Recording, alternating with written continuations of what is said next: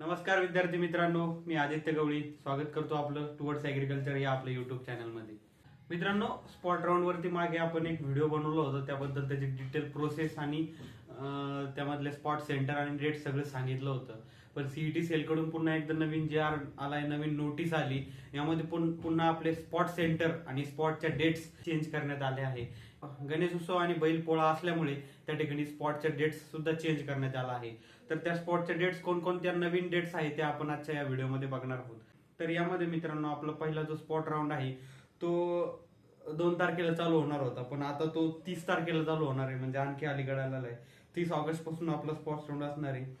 यामध्ये स्क्रीनवर दिसत असेल तुम्हाला 85% वरती जर असेल तर 30 तारखेला जातील. त्यानंतर 65% जास्त असेल तर ते 31 तारखेला जातील. 50% वरती ते 1 तारखेला जातील. 2 तारखेला तुम्हाला सुट्टी आहे आणि 35% वरती जे आहे ते 3 तारखेला जाईल. आणि सर्व पात्र उमेदवार मग ते 4 तारखेला, आणि सर्व पात्र उमेदवार व जागांच्या रूपांतरासह हे 5 तारखेला जातील. हे असं आपलं टोटल स्पॉट राऊंडचं शेड्यूल असणार आहे. तर मित्रांनो, यामध्ये पहिले आपले 4 स्पॉट सेंटर होते. यामध्ये राहुरी, परभणी, अकोला आणि दापोली. तर काही कारणामुळे या ठिकाणी आणखी त्यामध्ये वाढ करण्यात आलेली आहे. ते कोणकोणते आपण बघूया. यामध्ये मित्रांनो, पहिले राहुरीला एक स्पॉट सेंटर होतं. यामध्ये सगळे त्या एमपीक्यू मधले सगळे कॉलेजेस आणि जिल्हे त्या ठिकाणी येणार होते. पण त्यामध्ये आता पुणे देखील ऍड झालेलं आहे. त्यामुळे पहिलं स्पॉट सेंटर असणार आहे आपलं राहुरीला. जे पहिले होते तेच स्पॉट सेंटर असणार आहे. डॉक्टर अण्णासाहेब शिंदे कृषी अभियांत्रिकी व तंत्रज्ञान महाविद्यालय राहुरी.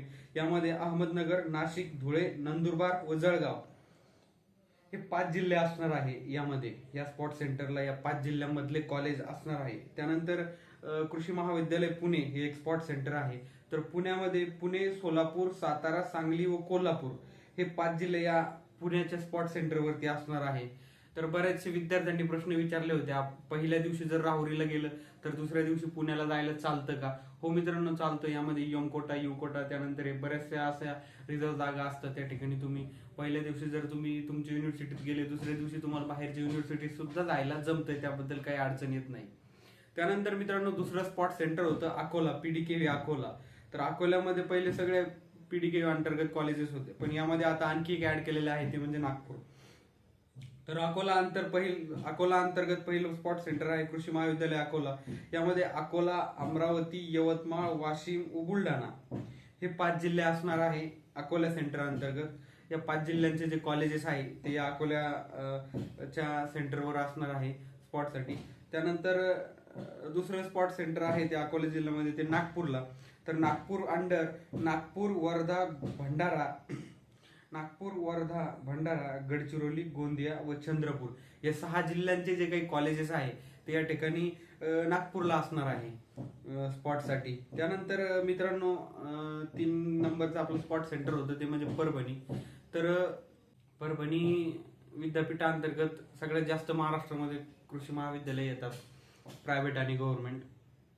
तर परभणी विद्यापीठावर जास्त लोड असल्यामुळे या ठिकाणी 3 स्पॉट सेंटर आपल्याला दिलेले आहे.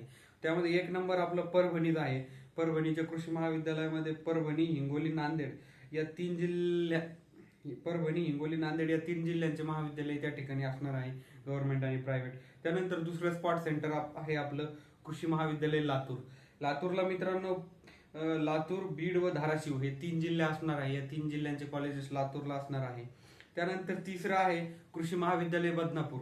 बदनापूरला जालना व छत्रपती संभाजीनगर या 2 जिल्ह्याचे कॉलेजेस त्या ठिकाणी असणार आहे. याचं डिटेल तुम्हाला स्क्रीनवरती दिसत असेल. त्यानंतर चौथं स्पॉट सेंटर आहे दापोली. दापोली अंतर्गत काही चेंजेस झालेले नाही आहे. दापोलीमध्ये तेवढे एकच स्पॉट सेंटर आहे, गव्हर्नमेंट ऍग्रिकल्चर कॉलेज दापोली. आणि दापोली अंतर्गत सगळं जे काही कोकणपट्टा आणि डॉक्टर बाळासाहेब सावंत कोकण कृषी विद्यापीठामधले जेवढे काही कॉलेजेस आहेत ते सगळे दापोलीच्या कृषी विद्यापीठामध्ये स्पॉटसाठी असणार आहे. तर हा झाला मित्रांनो स्पॉट राऊंड बद्दल डिटेल जो चेंज शेड्यूल होता तो शेड्यूल आणि स्पॉट सेंटर्स.